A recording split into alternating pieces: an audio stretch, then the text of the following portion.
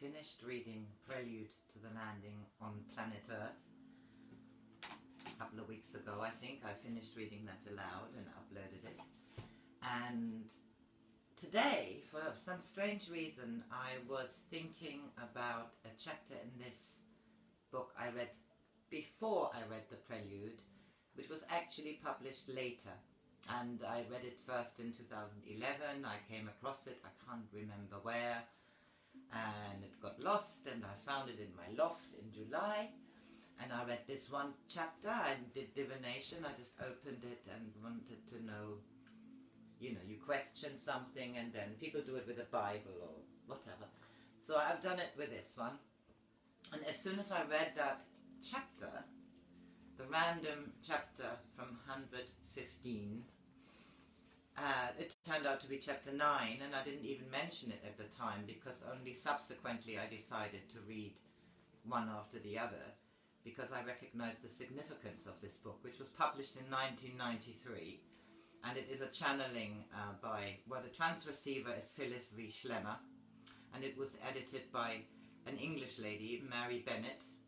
Phyllis was American. It was called The Only Planet of Choice, and it's essential briefings from deep space. And James J. Hortak, who actually I came across at the Consciousness Conference in 2018, he said that it is a provocative, mind-opening experience, and I thoroughly enjoyed it. Anyway, I decided to reread chapter 9 because of the times we live in. Today is the 26th of September 2020.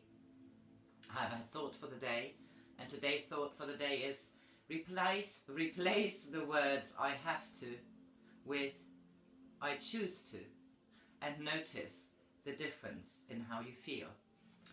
It's a good saying, and I publish them sometimes on Facebook. Today I will simply read chapter 9, entitled Crossroads, because I think it's one of the most significant chapters of both of the books. The second book I read aloud, Prelude to the Landing on Planet Earth, was published 1977, but it describes a journey in the Middle East between the years 1974 and 1975, where we seem to have been very close to a nuclear war on this planet. And there seemed to have been divine intervention since the 60s, I would say. Anyway, this was published in 1993, and Tom speaks for the Council of Nine. That's how they call themselves, and it is a group of consciousness who answers many, many questions, and amazing questions have been asked, but I have read them all aloud, so they are all on my channel on YouTube, and they are on Vimeo, and I'm putting them up on, what's the other one? BitChute as well. So, my name is Heike, and I'm reading Crossroads, chapter 9, 115 to 122. This is about our choices and the way our behavior reflects throughout our planet. It is about our attitude to materialism, ecology.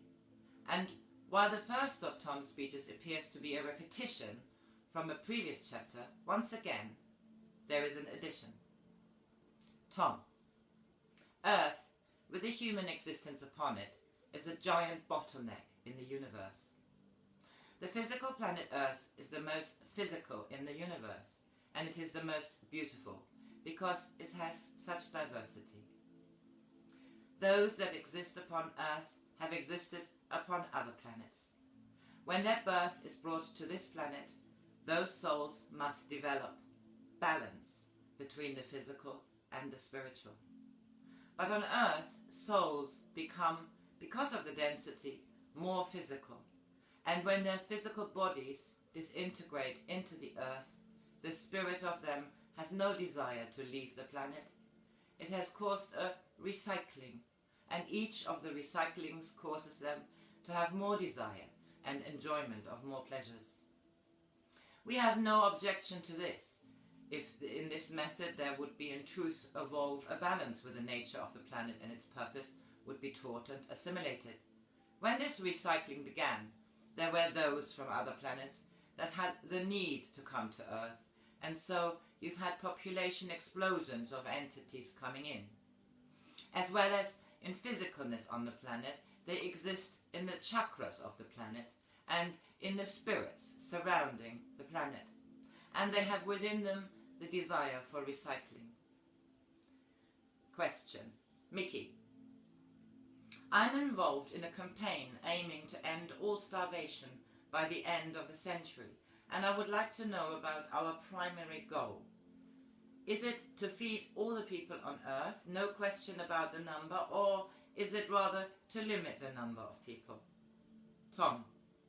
When your planet has brought itself into balance through service of yourself and others, when it is then evolved to a higher vibration, then the population explosion will also diminish. For negative energy will not then be in a form where they may then overpower a normal balance of positive and negative energies. When all are peaceful within themselves with regard to fulfillment of bodily needs, that also will be a stabilizing factor in the non-proliferation of people being born. Then of the greatest majority will be evolved souls to form your planet Earth in the true paradise that it is meant to be, yes? John. I know you have some difficulty with our number system, but there are 5 billion planets on this planet. Apply 5 billion people on this planet at this moment, 1975 maybe. What is the level that the planet could comfortably sustain with reference to what you've just said? Tom. It could be, without difficulty, if the greatest majority were in a state of evolution with regard to all supplying of food, materials and resources, 9 billion? You understand the primary importance in relieving hunger? It is an energy in a thought form. When the concept of ending hunger begins to be understood, and it should be spoken of, if enough believe in it, then it becomes a reality. It is important that the power of that kind of thinking be understood. When that is understood, all things are possible. Question. Mickey. Yes, so the true purpose of our project is creating the consciousness that starvation can be ended. Is this the main work to be done to finally end starvation? Tom. Yes, it is of great importance. In order to keep people with that focal point within, it is important that there is some form of publication to assure them that they have meaning and that it will be accomplished. The fact that there are now committees of cabinets in government examining this question is a byproduct and is needed in order for the world to believe that there is motion. The most important matter is for each individual upon your planet, no matter which division they are in, to understand that they are part of a whole and they also make a difference. For if you take a drop of water and make enough drops of water, you soon have a collection of a pond. That pond then can breed life when it is in togetherness. You understand that? Mickey. Very well, yes, thank you. Question. Andrew Puharich. Concerning catastrophe, is cataclysm more or less ordained and in the works? Is what you are speaking about just mitigating the effects that will be felt, or is it a fundamental situation? Tom. Each of you has free will. Each of you of your civilized world can work with the energy of positive belief. An example. If you have approximately 100 people, those 100 people can turn the tide of 1 million. Do you understand? Andrew Puharich. Yes, we understand that such a ratio works when you have the proper light and purity to dissolve the darkness. Tom.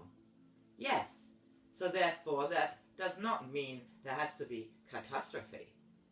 Andrew. Is it not inevitable? Tom. It is a time of transformation upon this planet. It is not ordained. Andrew Puharich. Yes, well, right now we're having unusual weather phenomena. We're having floods, droughts. We're having many little things, but They hit particular areas of the planet very hard. For example, there have been more volcanoes go off than previous records show. There's a cloud circling the globe which is supposed to contain tons of sulfuric acid. Well, this is devastating. Where do these phenomena come from? Is that just part of the Earth process, or man process, or external influences? Tom: that is not natural. It was brought about by man interfering in atmospheres. Andrew Puharich: I see. It's our misuse of the planet that's bringing all this about? Tom: yes.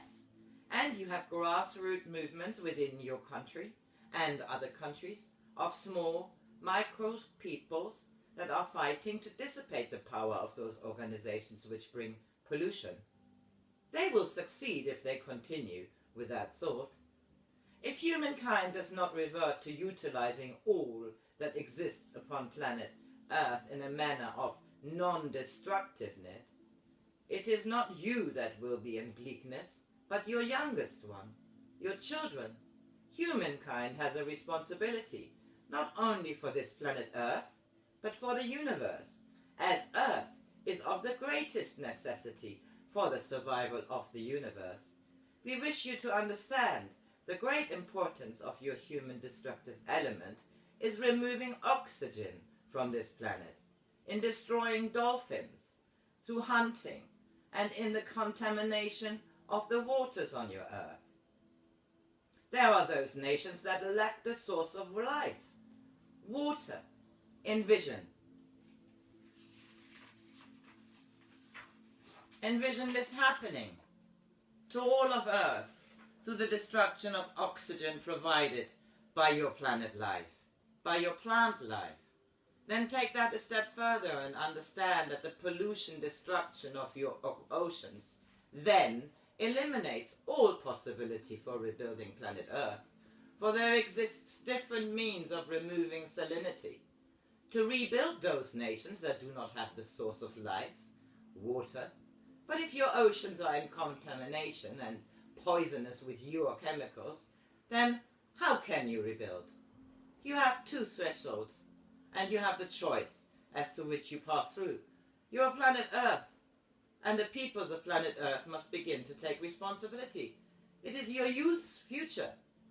As you know, on planet Earth, there are upheavals in humankind and also upheavals in the physical aspect of Earth, with its eruptions and its corruptions. The entity of Earth is attempting to purify and cleanse itself. And there's the burning of the planet by your sun, brought about by the corruption of your ozone layer protection. Therefore, you must understand the power of your mental and emotional capability to change things for the better. As you have power to create a situation to protect the Earth, there are those who have power to attempt to negate planet Earth in ignorance, not often deliberately through pollution and error. Therefore, it is now the time to bring people together in meditation, to reweave the canopy that surrounds Earth, so this planet will not be burned or bring about destruction or illness. Question. John: what you are indicating here is that the ozone layer is the most serious immediate problem facing the Earth right now. This is 1975. Tom: that is correct. You can all create a weaving with waves, and your scientists will see the effect of it. Question. John: are CFCs the principal negative factor as described by environmentalists, or are there other factors affecting the atmosphere that we do not understand? Tom: your planet Earth in itself creates gases that create a problem for your atmosphere, but then humankind compounds it by raising so many meat fodders. Animals create gas emissions, and humankind creates gas. Therefore, it may seem inconsequential to you, but the forests that choose to come as forests are removed, and then animals are placed on the land, so you have a doubly dangerous situation. Therefore, it is not good for each of you to incorporate every means possible to remedy this, to create less movement, to create fewer emissions of gas, to correlate your space and time so as not to use unnecessary gas-making equipment or to create processes that do not emit gas. Put a small shift in the mind and you humans will also understand that you can release yourself completely from all this bondage to connection available. So I don't know whether this was paused, no idea. I just moved position now. Put a small shift in the mind of you humans, and you humans will also understand that you can release yourself completely from all this bondage.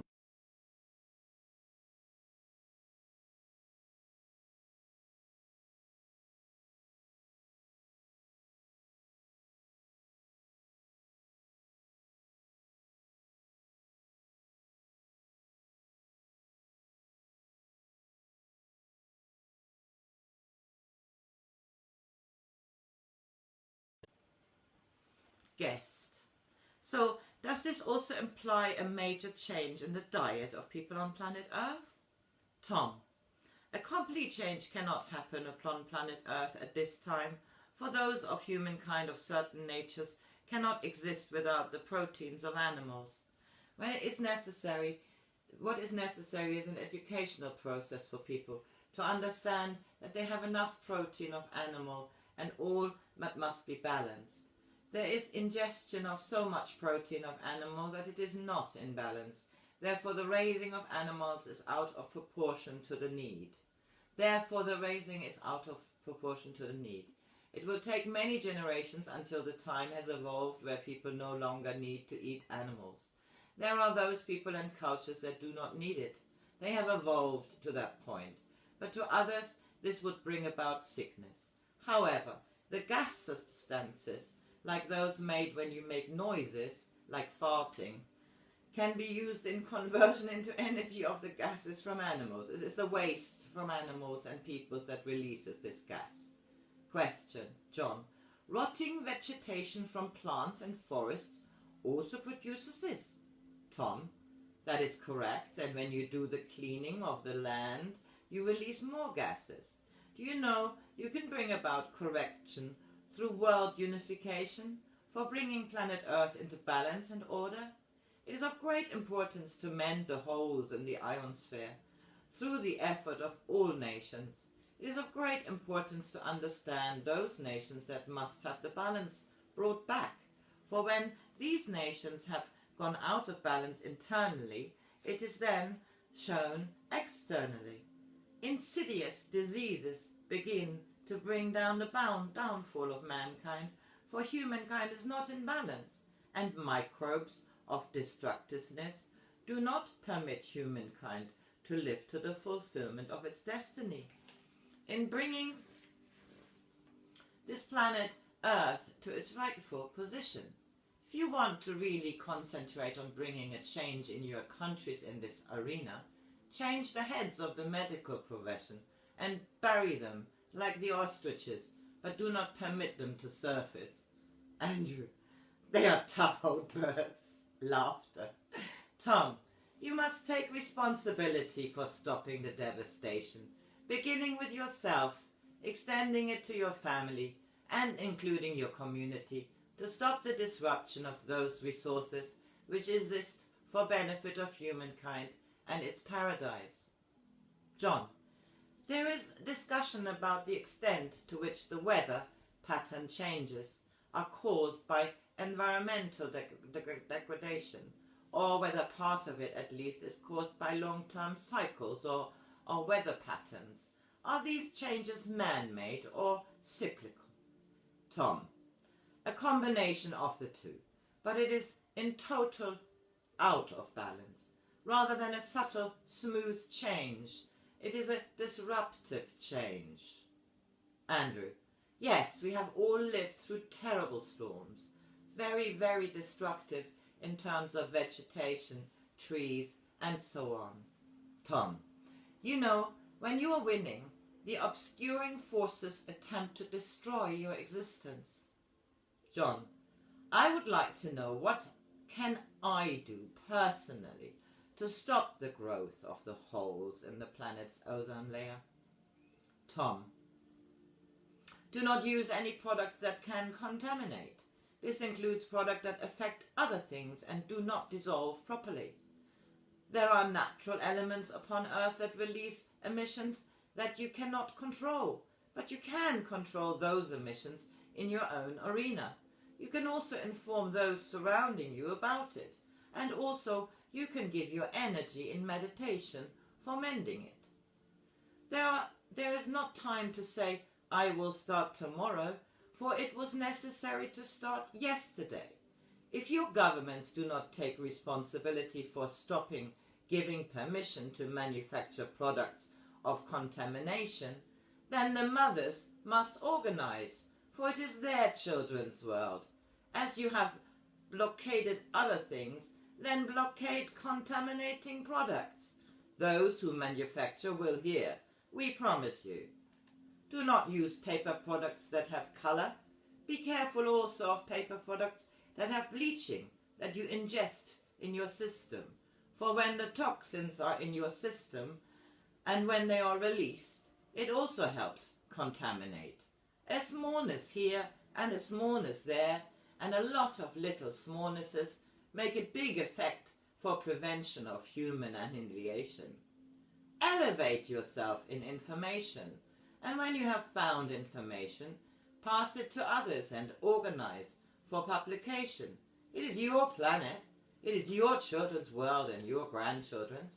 It is a beautiful planet which must continue to exist, and you wish it in the future to come to it again, but in its wholeness, as it was meant to be. Know this, you are not alone upon earth. You are not alone in the universe. Be joyful amongst yourself. Question: John: I have a feeling that as long as there is a greed on this planet, there will be need. And many conscious people seem not to understand this concept. I feel very alone with this, and I wonder if my strong feelings about this are in fact correct. Tom: you have brought forth a great understanding. What you speak of is important, but this is the understanding of myth. We will explain in this way. It is important to be relieved of the problems of barter. It is important that the disadvantaged be in peace and harmony. There is a place for all humans within the matrix, regardless of their form or understanding. There needs to be warmth and love, and order above all else, for if there is not order, then the mind is chaos. And if there be mechanical or electronic objects that relieve the burden of the individual, we have no objection to that. The difficulty is that when these things become the most important, when the appearance or the price is the most important, when the owning is the most important, and when growing bigger and bigger with more possessions is the most important, when it is thought that presentation of possession means success, that is a shell that has insecurity, do you understand? Like a lobster. A lobster has firm flesh, and there are times when it is soft and is not edible, mushy. We now speak of a humankind which presents itself like a beautiful lobster, but is mush inside. It is bitter to taste, not edible, and it can actually poison you. John: yes, I understand that very well. Now, the expression that Jesus used, that it is harder for a rich man to enter into the kingdom of heaven than for a camel to pass through the eye of a needle, turns out to be true. Although there is no harm in wealth itself, it's harmful by virtue of the way almost all people inevitably treat it. Tom: that is correct. You have complete understanding. Another understanding is this: business is the way you can give. Do you understand that? John: okay, yes, thank you. There's one question that concerns me about poverty. Why is it that the great suffering that we've seen has been amongst people who are already suffering. I speak of the starvation that exists 1985 in Sudan and Ethiopia, and the floods in Bangladesh. It seems to me that these things are hitting poor and humble people who are the least to deserve this. Do you understand that process? Tom. Those who speak of the laws of karma would say it is their karma. We wish to express to you that this is not so. It is a karma of the world that has created this. It is a situation, as the Nazarene said, of the moneylenders in the temple. It is a situation of greed, of political motivation. All of that brings down the floodwaters which wash the foods away in Bangladesh. Those that are suffering do not deserve that suffering. It is the world's karmic situation. Those who turn their head, those who believe the suffering is necessary for elimination of population in order for the planet to have a more definite place, those who are callous, we would not wish to be in their situation in a future time. As with the 6 million Jews who brought forth the nation of Israel, these souls are also sacrificing to attempt to elevate the earth to the position that it should be in, a planet of love that has attained complete balance between the physical and the spiritual, the negative and the positive. John. It still seems to me to be a strange lesson that greedy people and greedy nations have to learn in a way that is once removed from them. It's harder to learn that way, that if they learned it by their direct experience for themselves. Tom.